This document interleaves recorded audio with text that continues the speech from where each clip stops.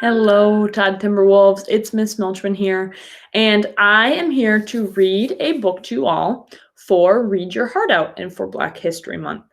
So I am going to read a book today about a very important woman named Georgia Gilmore. And Georgia Gilmore is very important because she helped during the Montgomery bus boycott. And a lot of you might know that the Montgomery bus boycott happened because Black people in the United States were not allowed to sit in the same seats on buses as white people. Now, you might think that that is very unfair and unjust, and you are right. And that's why there were a large group of people, including Rosa Parks and Martin Luther King Jr., who wanted to stop this.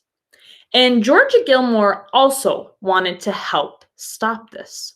So we are going to read about how Georgia Gilmore helped during the Montgomery bus boycott.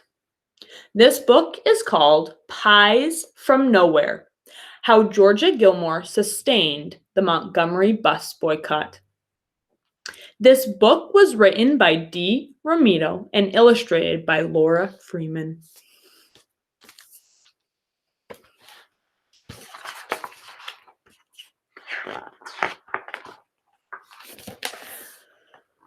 When Georgia Gilmore was a young girl, she lived on a farm in Alabama where she fed the pigs and milked the cows. Georgia did her best to listen to what her mother taught her. Think twice before doing anything you might regret, and never hate anyone. Georgia grew up and soon had a family of her own. She did plenty of cooking along the way, and when it was time for something sweet, she knew just what to do. She'd blend butter and sugar in a bowl to get her homemade pound cake started, and then add tea bags to a pot of water for a new batch of sweet tea. Georgia was a cook at the National Lunch Company in downtown Montgomery, Alabama. Because of segregation laws, the restaurant counter was separated into two sections. One side for white customers, one side for Black customers. Georgia knew it was wrong, but that was the way things had always been. On December 1st, 1955, Georgia was working at the restaurant when a news alert came over the radio. A Black woman named Rosa Parks had been arrested for refusing to give up her seat on a bus to a white passenger, as the law demanded. Already a civil rights activist, Rosa was tired of giving in to rules that were unjust. And she wasn't the only one.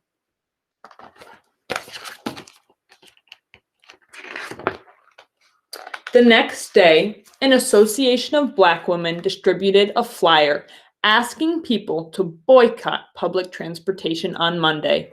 It said, "Please stay off the buses." Georgia watched as buses drove down the street, one after another. Empty, empty, empty. Because she'd been treated poorly by the white drivers so many times before, Georgia hadn't ridden the bus for 2 months. Still, she wanted to be a part of the movement that she saw growing. Not long after, she went to Holt Street Baptist Church to hear Reverend Ralph Abernathy and Dr. Martin Luther King Jr. speak. The church was full. The crowd overflowed into the street outside. Large speakers had been set up so thousands more could hear. Dr. King spoke about doing good things for one another. He talked about freedom, unity, equality. We are determined here in Montgomery to work and fight until justice runs down like water and righteousness like a mighty stream. Those were things Georgia believed in, and she was willing to fight for them. So Georgia decided to help the best way she knew how. She worked with a group of women in her community, and together they purchased the supplies they needed: bread, lettuce, and chickens. And then they went to cook. The women brought food to the meetings that followed at the church. They sold sandwiches. They sold dinners in their neighborhoods.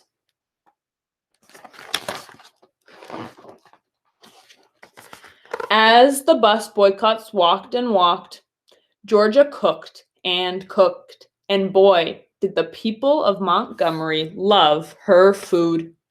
Georgia's group donated the profits from their sales to the Montgomery Improvement Association, which helped fund the boycott. But if anyone had found out these women were involved, they could have lost their jobs. So Georgia ran the operation, and the other women acted as secret helpers.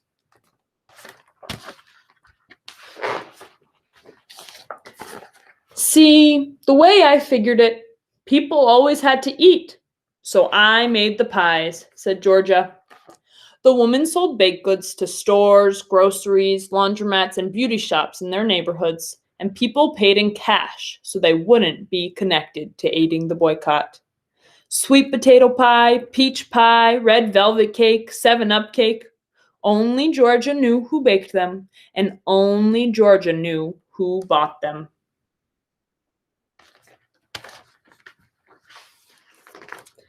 Every Monday and Thursday, Georgia would go early to the boycott strategy meetings at the church. She'd walk up to the collection plate and announce how much her group was contributing. There was cheering, clapping, foot stomping.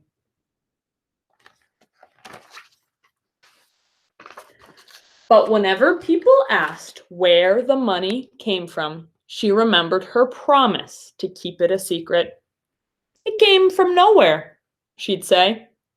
Because of this, her brave group of women bakers became known as the Club from Nowhere.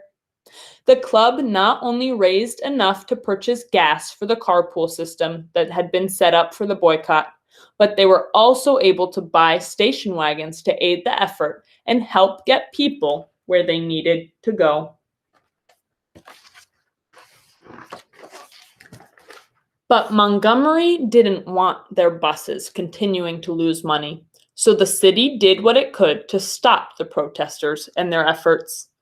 Dr. King and 89 others were arrested for their roles in the boycott, and Georgia was called to speak in court about an instance when a bus driver had mistreated her. After she had already paid, the driver demanded she get off and enter through the back of the bus, as Black riders were forced to do at that time. When I reached the back door and was about to get on, he shut the back door and pulled off, and I didn't even ride the bus after paying my fare. So I decided right then and there I wasn't going to ride the buses anymore, Georgia testified.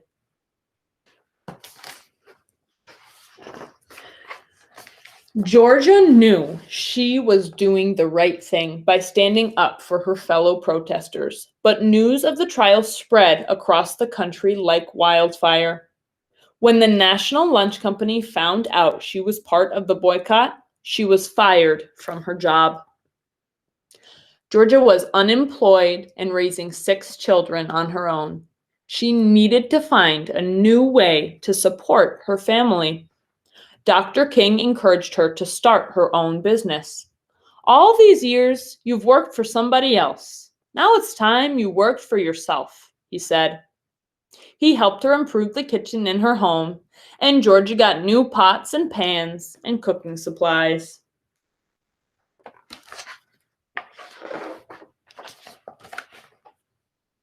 Word soon got around, and people came to eat at Georgia's.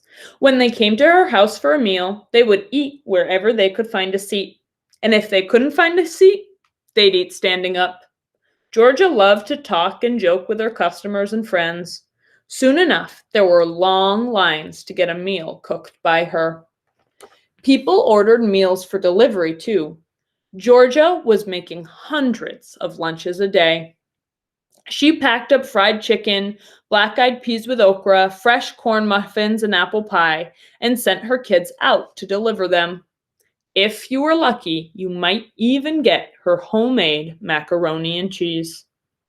She was providing good food for her community, but she was also bringing the people of Montgomery together, black and white. Dr. King frequently had meals at Georgia's house. Because she was a big woman with a big personality, he lovingly called her Tiny. And because civil rights leaders knew they could trust Georgia, her home became a place for important and often secret meetings. I just served them and let them talk, she'd say. On November 13th, 1956, Georgia was cooking in her kitchen, listening to music on the radio, when the station interrupted the song to deliver the news. The Supreme Court had declared that segregation on buses was illegal. The boycotters had won. Georgia was thrilled. People could ride the bus and sit anywhere they desired.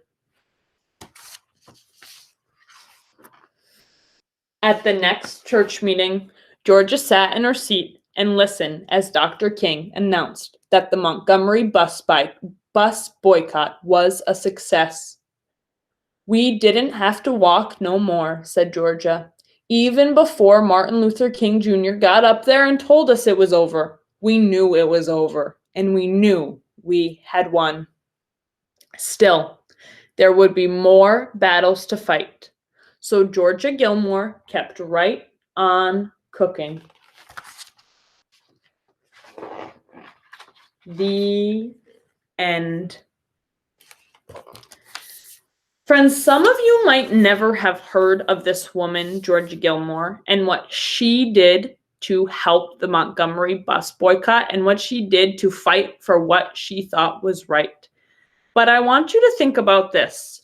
No matter who you are or what you're good at, what talents you have, you can find a way to use those talents to make the world a better place and to fight for what you believe in. Of course, Georgia Gilmore's talent was cooking and baking, and all of you might have different talents. Think about how you can use those for good.